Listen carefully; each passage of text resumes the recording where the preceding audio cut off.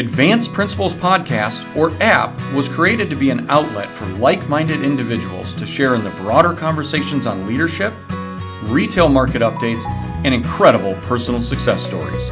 On app, you will hear a collection of stories from the titans of the retail industry, as well as thought and practice leaders covering the spectrum of the economy. Please click the subscribe button and look for the newest episodes to be released. You know, in OEM, you look at a car manufacturer, they predominantly make money in two ways, the selling of vehicles and the selling of their replacement OEM parts. What are some of the common themes that you see that just get you excited about a well-run back-end operation at a dealership?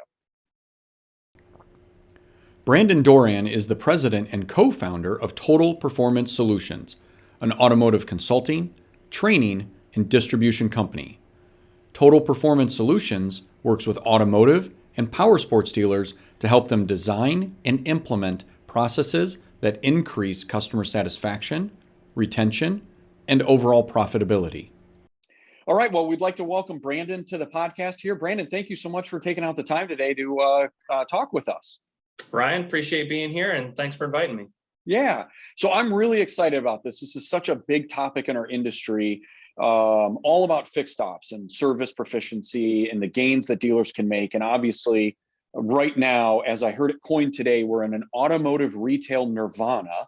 And they're talking about some of the service needs that dealers are facing, which I know we're going to cover from a staffing aspect, how to maximize the opportunity. And I think that this is a often overlooked topic within the retail dealer segment. And I'm really excited to get your take on that and some of the remedies that you and your company have for dealers. So let's just dive right in if you're good with that.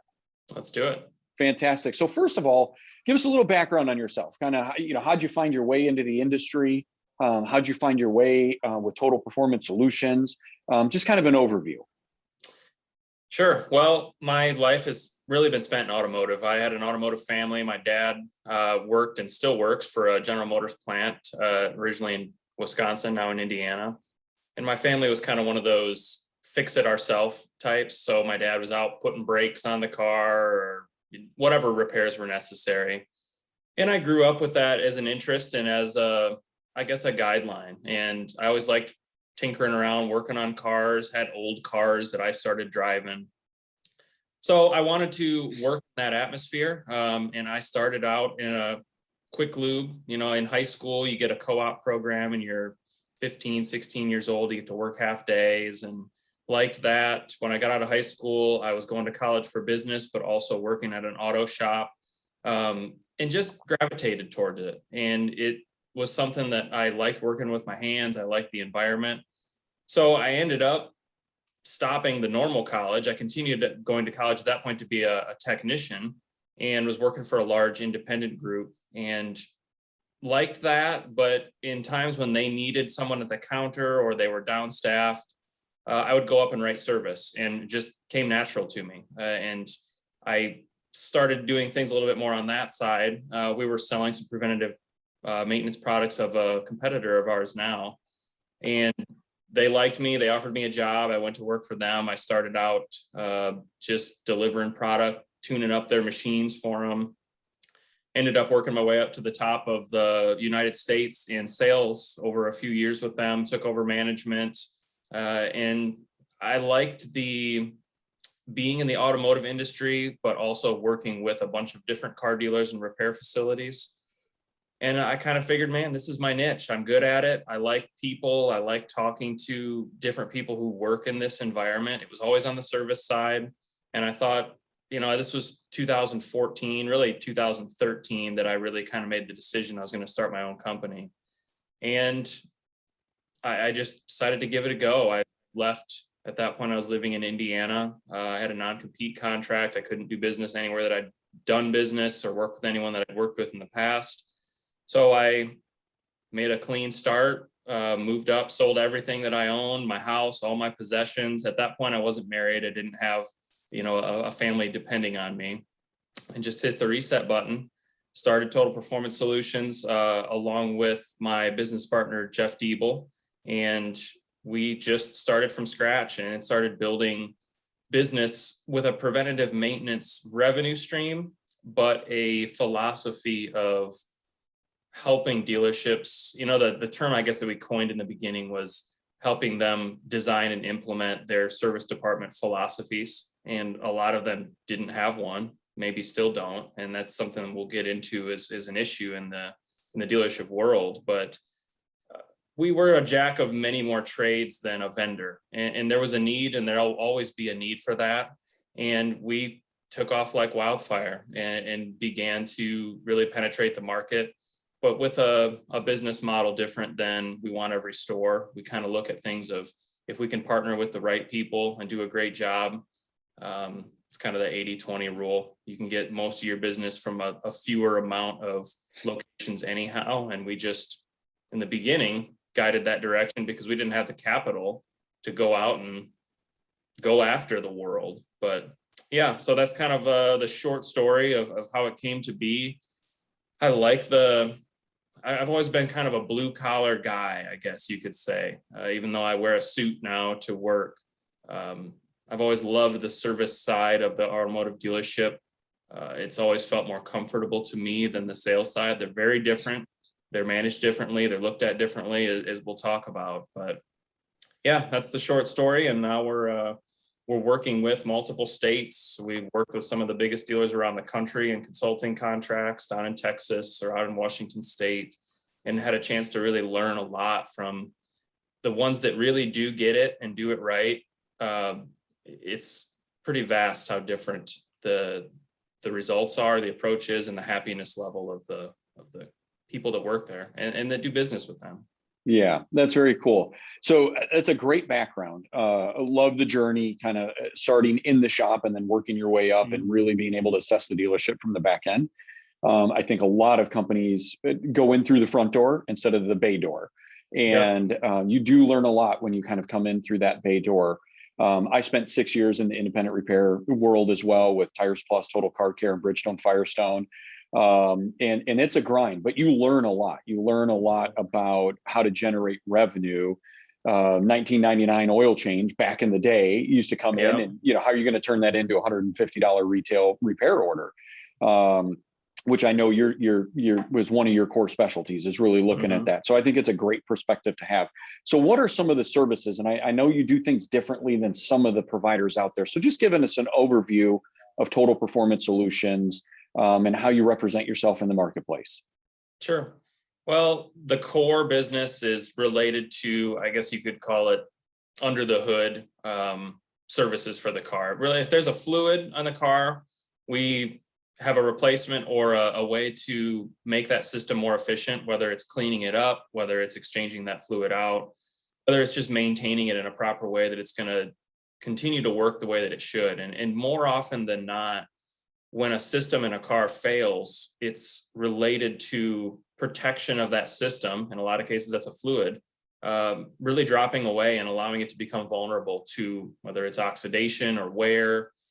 So if you think of any fluid, whether it's a transmission fluid, a coolant, a fuel system, we make products and sell products that will help keep those running well.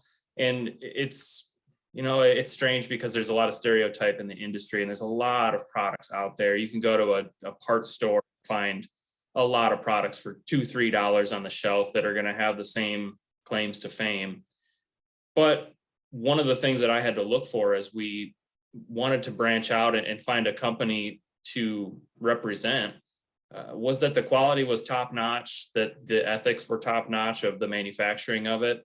And the products that we supply from Bardall Manufacturing are all made in America. They've been around since the 30s. They work directly with 15 OEMs around the world. They do business in 93 countries. And to me, one of the most important things was that they still operate the business as a small business, as a family operation. So often a company will find success and then turn into a large corporate mindset where maybe a board of directors of accountants and lawyers are kind of making the decisions based upon black and white. And it changes the dynamic and it changes the feel. So that's never been Bardall. We love their product line, and it fits a need of high quality replacements and or ways to improve efficiency and longevity of components. people don't realize that the average vehicle on the road is 12 years old. If you're working in a new car dealership, a lot of what you see is a 3 to 5 year old car, but across the spectrum, it ebbs and flows with the different times of the economy and I guess just the phases that we're in. But people do keep their cars for a while. It's their second largest investment, and taking good care of it. I always use these simple analogies like cleaning your gutters or vacuuming your carpet.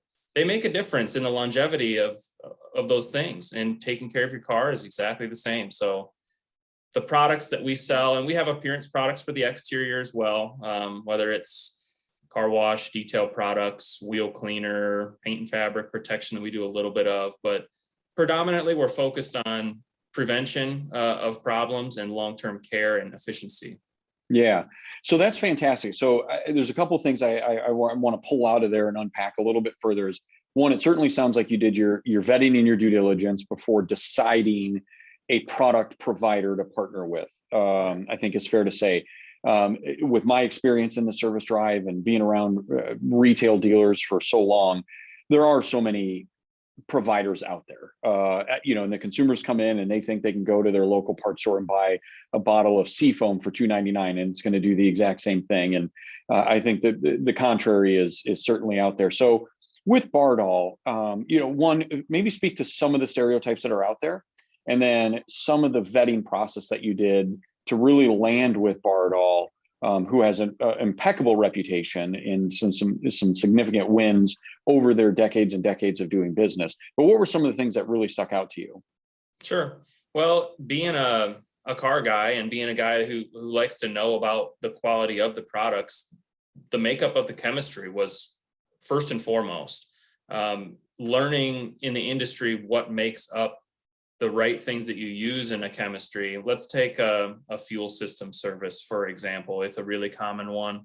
And it's a really common one that you utilize different, let's call it recipes, in order to, on the surface, make the same claims.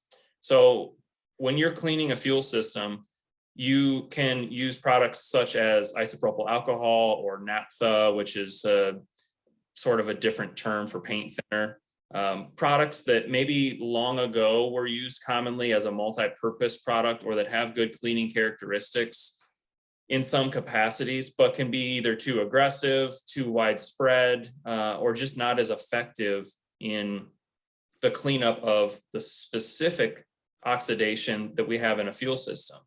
So one of the things that I learned long ago, and I would utilize white papers and peer-reviewed journals from different organizations like API, or I'm drawing a blank on one that I've quoted so many times over my life, but these are watchdog organizations that can't be swayed or bought by a corporation.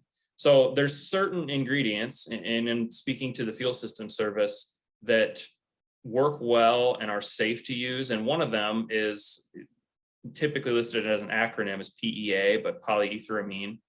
And that particular solution is very effective, it's very safe, and it attacks the binding agents of what holds carbon molecules together instead of shearing off big chunks of carbon like an isopropyl alcohol might do. Alcohol is really versatile. We see it being used in fuel because it will burn, and it's not the best fuel that we have, but it's readily available, and it's a good way to create an additional revenue stream for things that America has plenty of, such as corn.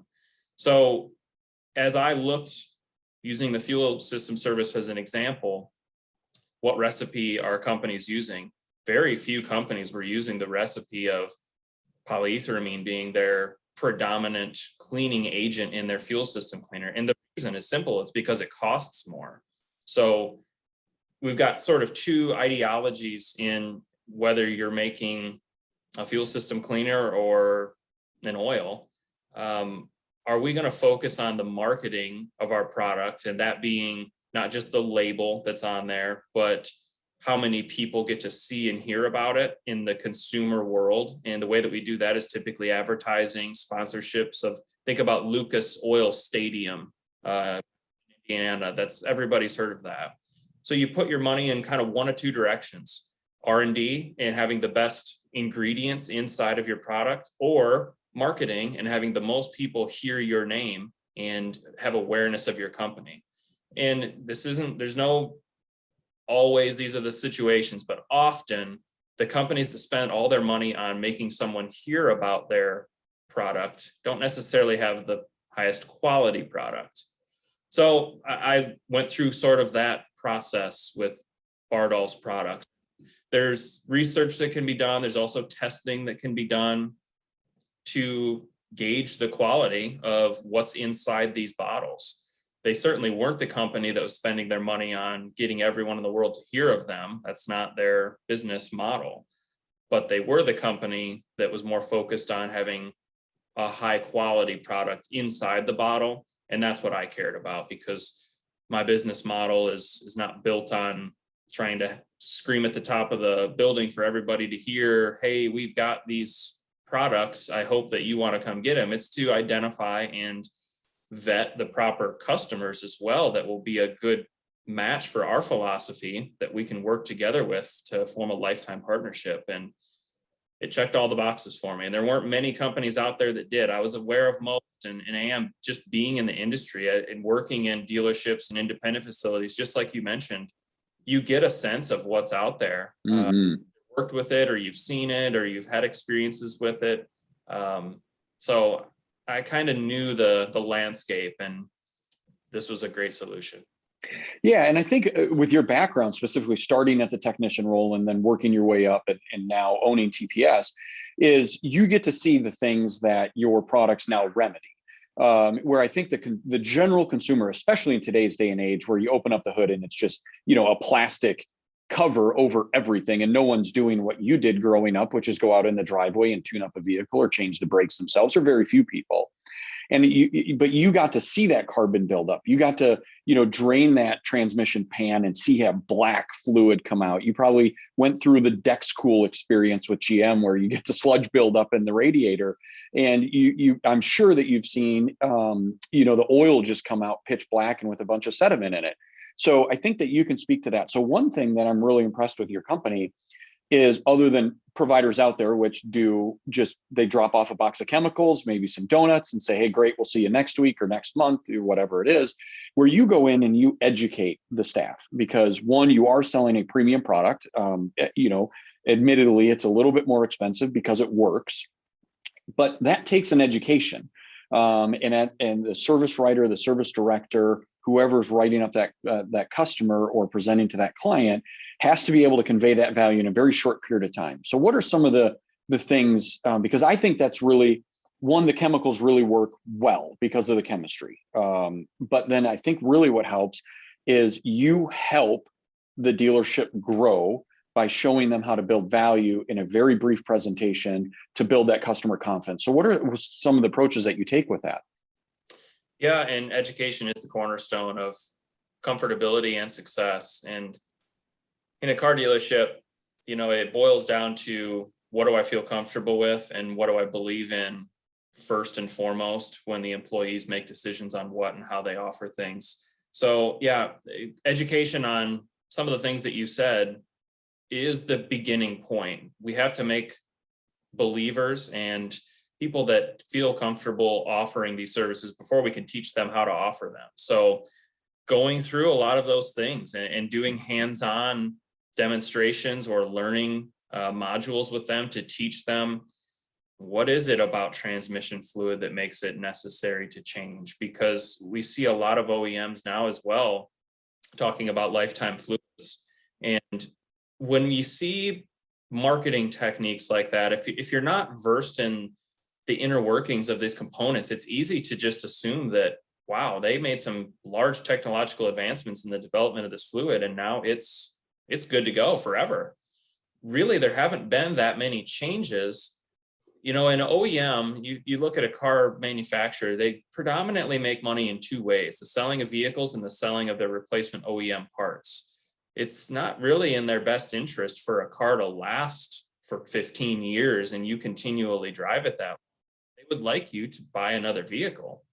So a lifetime fluid what we think of as lifetime and what they think of as lifetime are typically a little different scenario. And a lifetime might to them mean the lifetime of that warranty, which is still in some cases maybe only 3 years long. So we have to educate the dealership staff first on that, and not just that this fluid may lose its protective capabilities before XYZ time stated, but when we make an owner's manual as an OEM, if you and I started an OEM today, we don't make a new owner's manual for every country in the world and every climate in the world. We make one, and we may have a distinction for severe duty, which everywhere in the Midwest and a lot of America tends to fall right into. But there is a lot of nuance and a lot of variability depending on where people live, how they drive, how often they use their vehicle, and what they use it for.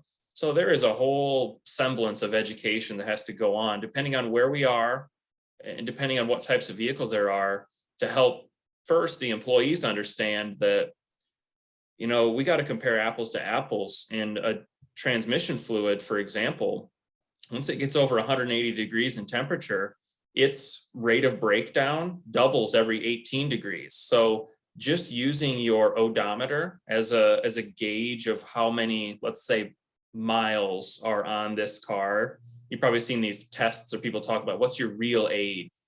There's a lot more factors into just the years. How did you live your life? So, we're in the middle of winter right now. You get kind of stuck at the end of your driveway on a sheet of ice, and you're putting it in drive, putting it in reverse, and gunning it, trying to get your vehicle some movement. Well, you just heated up that fluid a ton in a very short period of time.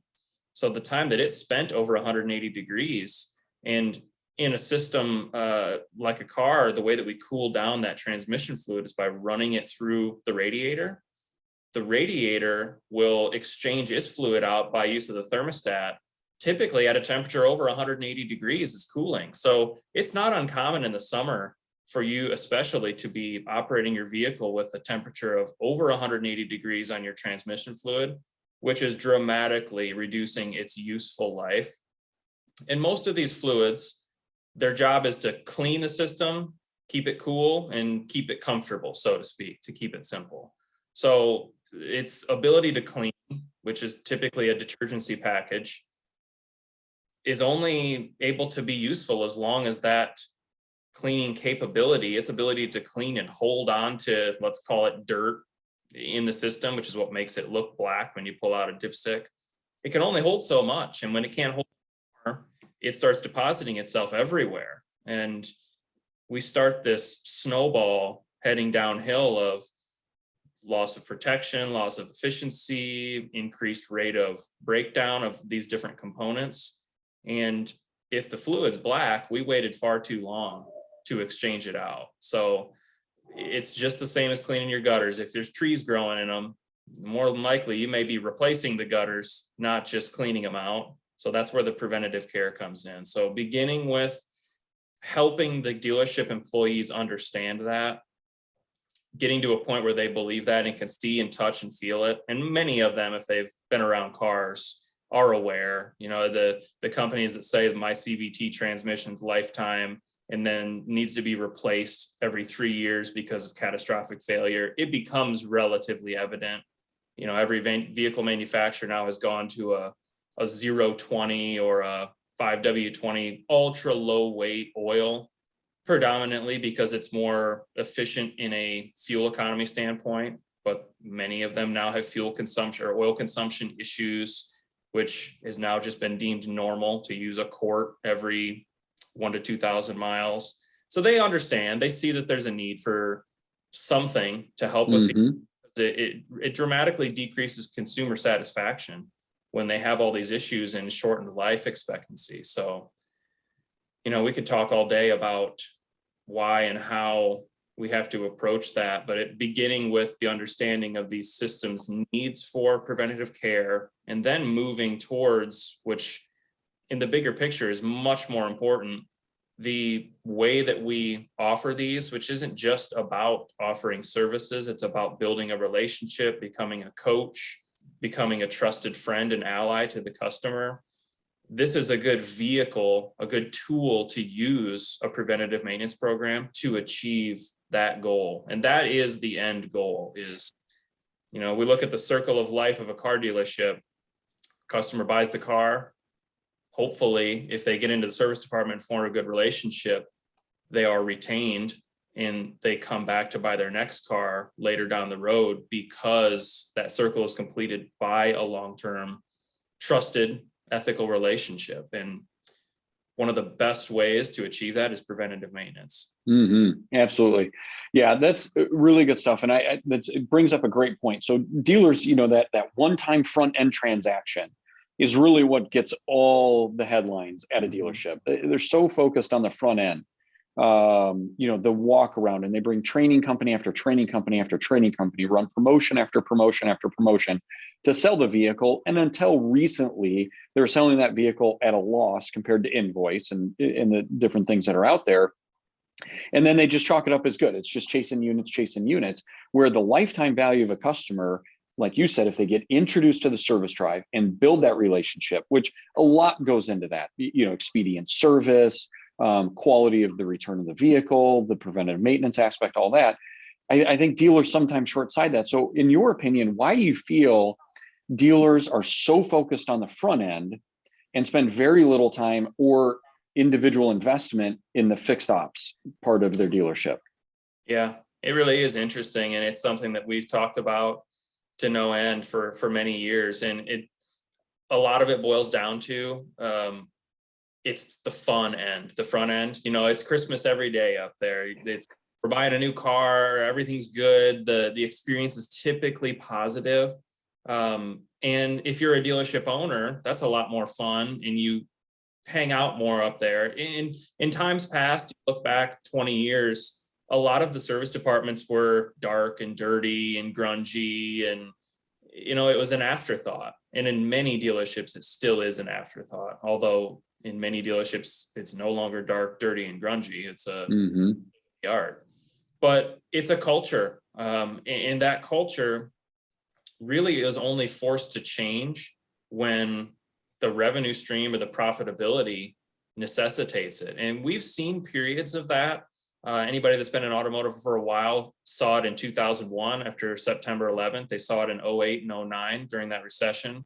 We really expected to see it during the pandemic. It didn't play out that way. But when the car sales do dip or the profitability on them dips to a certain point, the focus will shift back to service. But it is interesting because if you run the numbers, the average service advisor brings in more profit to the dealership than the average car salesperson. Wow. Consistent. The reason we call it fixed operations versus variable is because it is more consistent. It's, for the most part, much more dependable. You don't see the swings up and down that you do in the front end.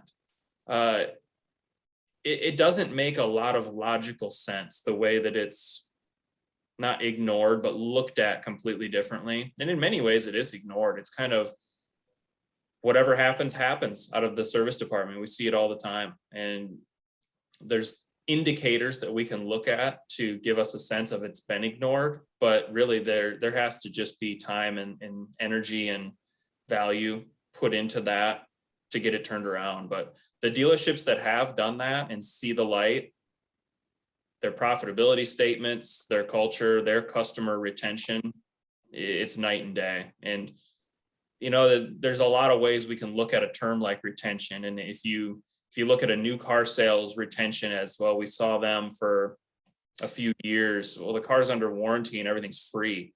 You look at used car sales retention back to that particular dealership service department, it's abysmal across the board. It's because they're not building the relationship, and that relationship is easier to build and lasts longer in an environment where there's more visits, more opportunities to make a friend. And that is the service department. Yeah. And I always look at it as, so let's take a dealership that sells 100 retail units a month, mix of new and used, lease, whatever. That they work really hard to get those 100 transactions. And like you said, that's the fun part. That's the celebrated side.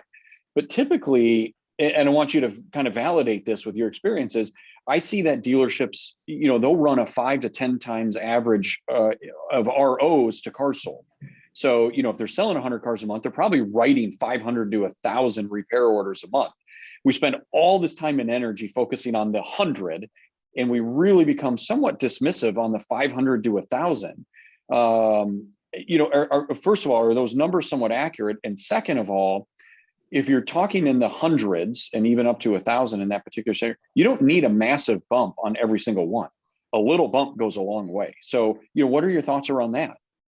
100% true. And one of the other things that is always interesting, the numbers really vary a lot, but that would be a good sample group.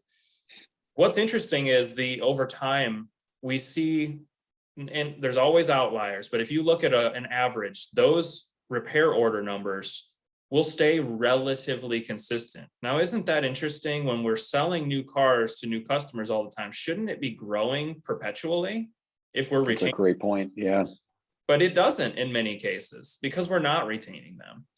But again, it's a good point to say that a small gain over many, many more opportunities does make a bigger difference. So to increase the profitability, to increase the effective labor rate a few dollars, to increase your maintenance penetration rate a few percentage points, we're talking hundreds of thousands of dollars a year in gains to the bottom.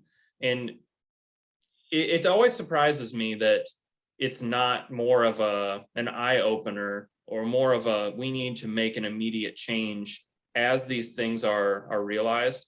I think, it might have been Abraham Lincoln said something along the lines of people often mistake opportunity because it's disguised in overalls and looks like hard work. And we can spend money in the front end by way of advertising. And in these days, you can digitally target someone in a parking lot by use of Facebook or a social media app to get an ad in front of their face. So you spend enough money, you can get people in the front door. You have the right units too, which these days is a challenge to have the right product on your showroom floor. But that's a method that can be successful. Mm-hmm. You actually have to put in the work in the back end because what we're doing is building human relationships, and we can't just click a button to do that. And that won't ever change. In fact, it's only going to get more important as we go more digital, more hands off in the way that we interact with each other. People are going to gravitate more to the places that take the opposite approach and kind of the old way of getting to know you and building value in ourselves. If you've got I'm trying to think of other industries where you might have your guy for something, but if something goes wrong with the car or it's time for routine maintenance and you think, Ryan's my guy, I go see Ryan. Doesn't matter where Ryan is.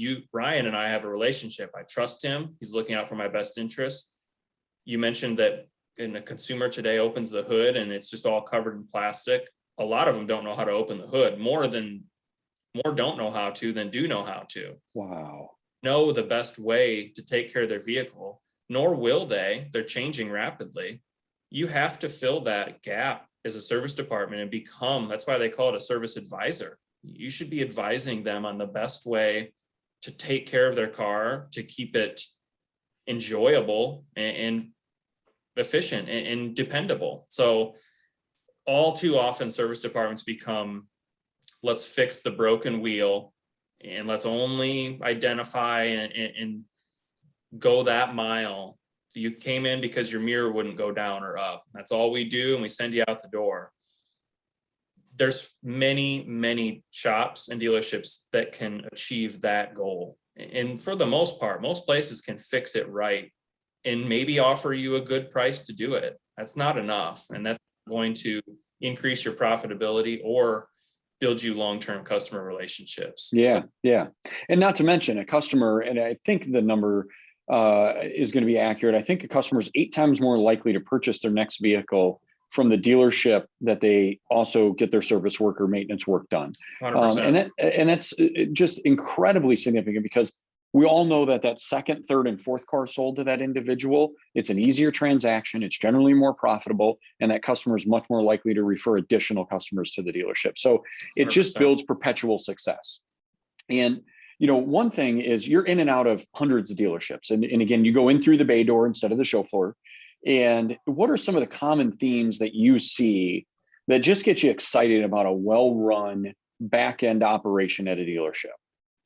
Well, it really boils down to in a big picture from 100,000 foot view, it's the type of process that they enact or have that allows them to operate in a way that keeps the dealership employees' stress level low enough that they can, one, be themselves and create these relationships, but two, provide a consistent experience for the customer.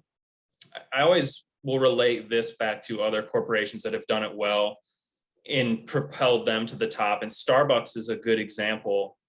If you go to Starbucks in Seattle or New York City or Birmingham, Alabama, the experience is exactly the same. And I'm not talking about the way that it looks, although it might look similar. It's the things that they say, the order that they do them, and how they approach you. So if a car dealership might have 5 service advisors, all of them, most of the time, are operating completely differently, dependent on their own comfort levels, their own beliefs, and their own habits that they've developed over the years. So step one, and really the biggest step, although there's many facets to it, is that we're operating in a way and following a process that keeps the experience consistent, keeps it positive, and also allows us to build a routine upon this habit that then allows the employee to not have to spend all their time reacting. If they're constantly in survival mode or fight or flight, and that's the norm, that's kind of the reason that the service department employees sometimes burn out. It's long hours. And if they're constantly living in a world of problems, if you think about it, on one hand, one of the other reasons it's not Christmas every day in the service department is because people come in there because something's broke. There's a problem. It's not fun. They had to rearrange their schedule. It might have come in on a tow truck. Who's going to take the kids to soccer practice? We don't have a car now. So if all you do is fix broken cars, that's not a very fun existence. And it's hard to build a relationship with the person who's fuming, who's got a crying kid on their hip and doesn't want to be there.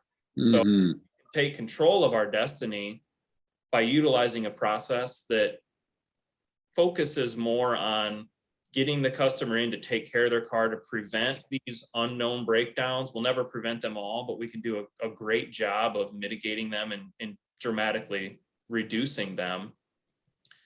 That dealership will visibly have a different vibe, a different culture, which is a totally different aspect that needs to be approached.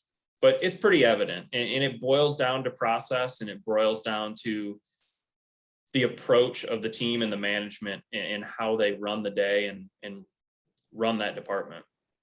And a big part of what you do and what the individuals you work with do are really go in and help implement those systems and processes and culture. So what are some of the things a dealer can expect when partnering with you and really allowing you into that trusted advisor role?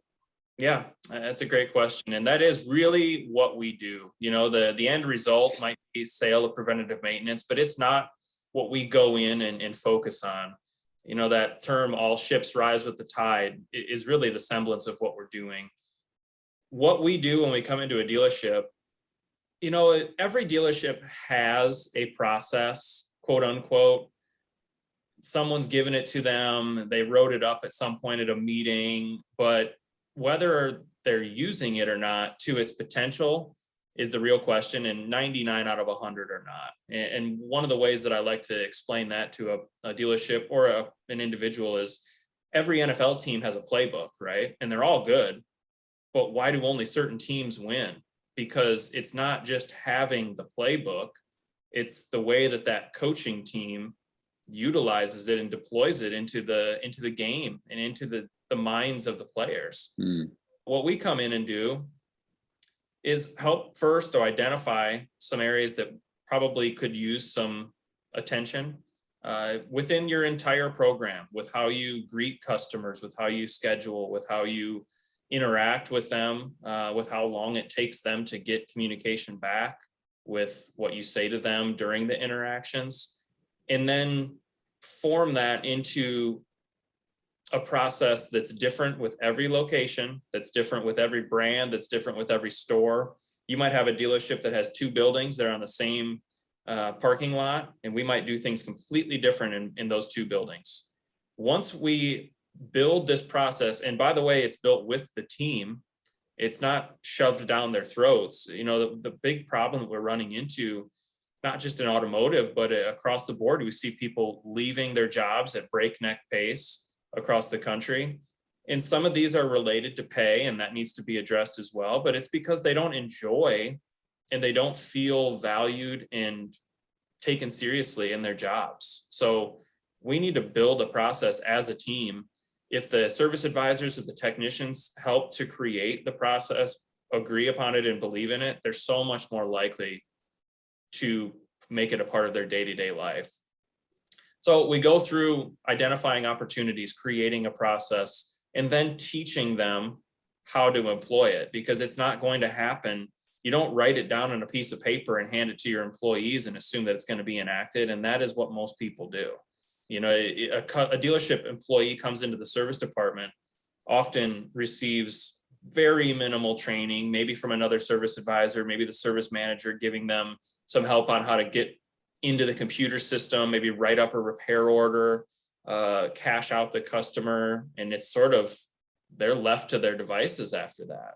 So the more time that we put into building confidence and comfortability, building a tribe within the dealership that depend on each other, that has a family atmosphere, now we can create some accountability. Now, if we have accountability and it just demands all the time, people aren't happy, they don't feel valued, it's never enough. You know, we set a record last month and we want more.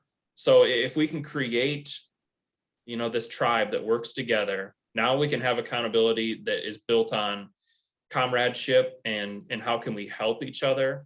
There's a lot that goes into it, but these are some of the ways that we're going to look at how do we take the service department and not come in and give you some facts and figures and where you're falling short and jump out the door, but teach you how to do it and how to make it long lasting and fun, because, you know, it's just as important for those employees to stay there once we've taught them how to be successful as it is to teach them how to be successful.